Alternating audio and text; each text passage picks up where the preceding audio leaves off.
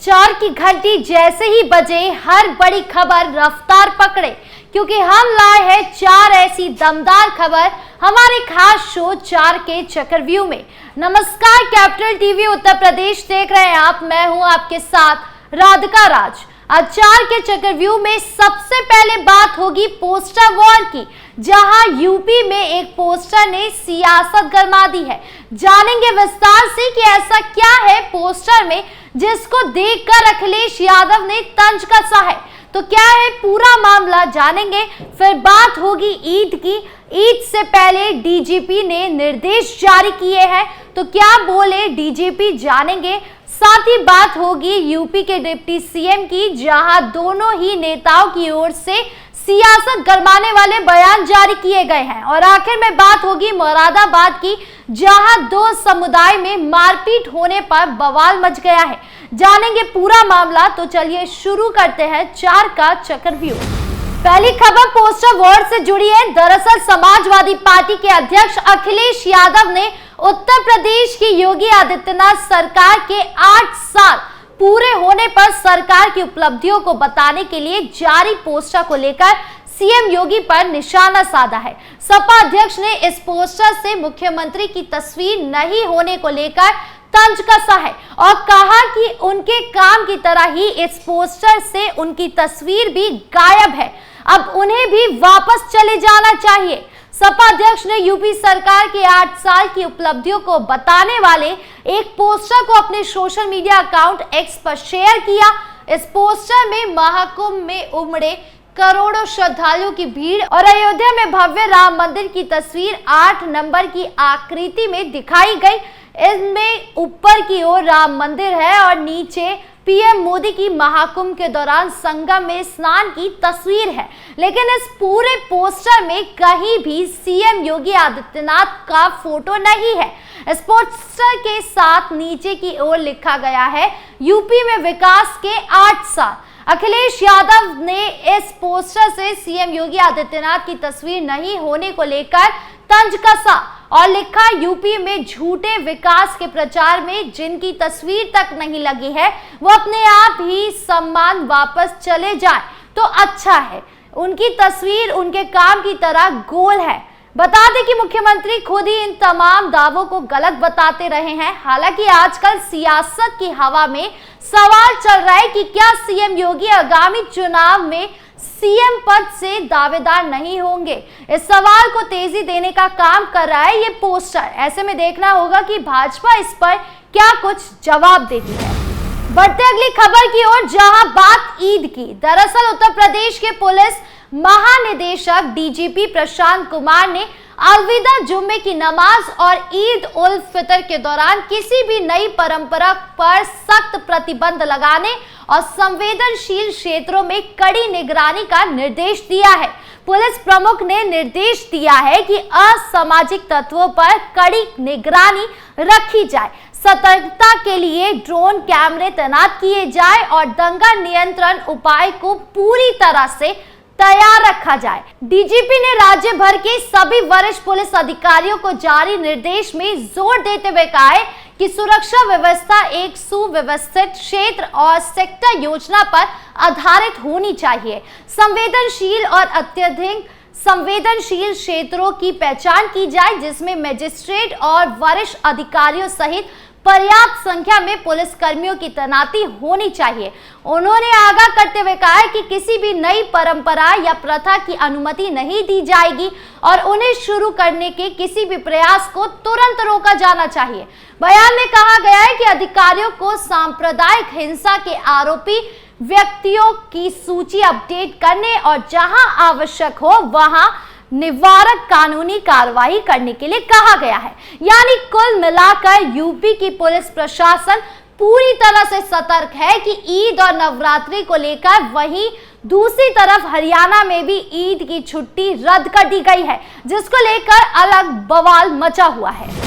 खबरों में आगे बढ़ते हैं, जहां बात यूपी के डिप्टी सीएम की। दरअसल उत्तर प्रदेश में योगी सरकार के 8 साल पूरे होने पर बीजेपी नेताओं की तरफ से लगातार कार्यक्रम आयोजित किए जा रहे हैं और इसी कड़ी में कानपुर के चंद्रशेखर आजाद कृषि विश्वविद्यालय में पहुंचे डिप्टी सीएम ब्रजेश पाठक ने भरे मंच पर जहां एक तरफ सरकार की उपलब्धियों के कसीदे पढ़े, वहीं विपक्ष पर जोरदार हमला भी किया। डिप्टी सीएम ने राहुल गांधी से लेकर अखिलेश यादव को घेरते हुए उनकी सरकारों की नाकामियों को उजागर किया। ब्रजेश पाठक ने कहा कि सपा के लोग देश के महापुरुषों और बलिदानियों का अपमान कर रहे हैं, वहीं कांग्रेस भी राहुल गांधी के नेतृत्व में आधारहीन हो चुकी है। ब्रजेश पाठक ने योगी राज की तारीफ करते हुए कहा कि पहले बदमाश जनता को डराते थे, लेकिन अब बदमाश जनता से इस सरकार में डर रहे हैं। अब बदमाश सोच रहे हैं कि कैसे जान बचाए, या यूपी छोड़ जाए या फिर जेल चले जाए। पाठक ने कहा कि कांग्रेस जब भी राहुल गांधी के नेतृत्व में काम करेगी तो बीजेपी को आसानी होगी, क्योंकि राहुल गांधी के पास कोई विजन ही नहीं है। कभी राहुल दाढ़ी बढ़ाकर घूमते, कभी सर्दियों में टी शर्ट पहनते हैं, छुट्टियां मनाने नानी के घर इटली चले जाते हैं। कहा कि जब तक जनता के बीच कंधे से कंधा मिलाकर नहीं चलोगे तब तक ऐसे ही आधारहीन रहोगे। साथ ही साथ उत्तर प्रदेश के उप मुख्यमंत्री केशव प्रसाद मौर्य ने प्रयागराज में मीडिया से बातचीत करते हुए सपा मुखिया अखिलेश यादव पर बड़ा हमला बोला है। उन्होंने कहा कि बीजेपी सरकार में अखिलेश यादव समेत सपा के समर्थक, उनके गुंडे, अपराधी, माफिया और दंगाई बेहाल हैं और इसीलिए ऊट पटांग बयानबाजी कर रहे हैं। डिप्टी सीएम केशव प्रसाद मौर्य ने एआईएमआईएम चीफ असदुद्दीन ओवैसी के बयान पर भी प्रतिक्रिया देते हुए कहा है कि ना मुसलमान खतरे में है, ना हिंदू खतरे में है, यूपी और देश के सभी में सुरक्षित है। बीजेपी सरकार में सबका साथ सबका विकास हो रहा है और आगे भी होता रहेगा। ईद और नवरात्रि के त्योहार पर सुरक्षा व्यवस्था के मुद्दे पर डिप्टी सीएम ने कहा कि पहले भी ईद और नवरात्रि साथ आयोजित हो रहे थे और इस बार भी शांति और सद्भाव के साथ आयोजित होगा। तो वही डिप्टी सीएम केशव प्रसाद मौर्य ने कहा कि 2027 में बीजेपी 2017 के इतिहास को दोहराएगी। उन्होंने कहा कि बीजेपी 300 से ज्यादा सीटें जीतकर जनता की सेवा के लिए केंद्र सरकार को समर्पित करेंगे। डिप्टी सीएम ने दावा किया कि बीजेपी यूपी को सर्वोत्तम प्रदेश बनाएगी। विपक्ष द्वारा प्रदेश में बढ़ रहे अपराध के आरोपों पर कहा कि बीजेपी सरकार अपराधियों के खिलाफ कड़ी कार्रवाई कर रही है और आगे भी करेगी। कुल मिलाकर दोनों ही डिप्टी सीएम विपक्षियों पर तंज कसने से पीछे नहीं हटे। खबरों के अंत में अब बात मुरादाबाद की। दरअसल मुरादाबाद के बिलारी थाना इलाके में नमाज के दौरान मस्जिद में कुत्ता घुस जाने के कारण दो समुदाय में विवाद हो गया। पुलिस ने इस मामले में मुस्लिम पक्ष के 16 नामजद सहित 21 लोगों के खिलाफ केस दर्ज कर कार्रवाई शुरू कर दी है। घटना मुरादाबाद के बिलारी थाना इलाके के बहादुरपुर गांव की है। यहां सोमवार की शाम गांव के रहने वाले विनोद कश्यप का पालतू कुत्ता मस्जिद में घुस गया था, जिसे मस्जिद से भागने के लिए मुस्लिम युवक ने कुत्ते को ईंट मार दी, जिस पर हिंदू पक्ष ने इसका विरोध किया तो कुछ देर में ही दोनों पक्षों में मारपीट और पथराव हो गया। हिंदू पक्ष का आरोप है कि मस्जिद में नमाज पढ़ने के बाद बाहर आए लोगों ने मंदिर में हो रहे कीर्तन का विरोध किया और दोनों पक्षों में विवाद हो गया। घटना में कई लोग घायल हुए। अब गांव में शांति बनी हुई है। वहीं मुस्लिम पक्ष का कहना है कि मस्जिद में कुत्ता आने पर टोका तो हिंदू पक्ष ने इसका विरोध किया और जब रात को तरावी पढ़कर लोग निकल रहे थे तो हिंदू पक्ष के लोग पहले से प्लान बनाकर लाठी डंडे लेकर जमा हुए थे और उन्होंने नमाजियों पर हमला कर दिया। गांव प्रधान का भी कहना है कि बच्चों के बीच में कुत्ते के मस्जिद में घुसने को लेकर झगड़ा हुआ था। उसके बाद दोनों ही पक्षों में हाथापाई हुई। वैसे गांव में प्यार मोहब्बत का माहौल रहता है, लेकिन सिर्फ झगड़ा कश्यप समाज और तेली समाज के बीच हुआ था।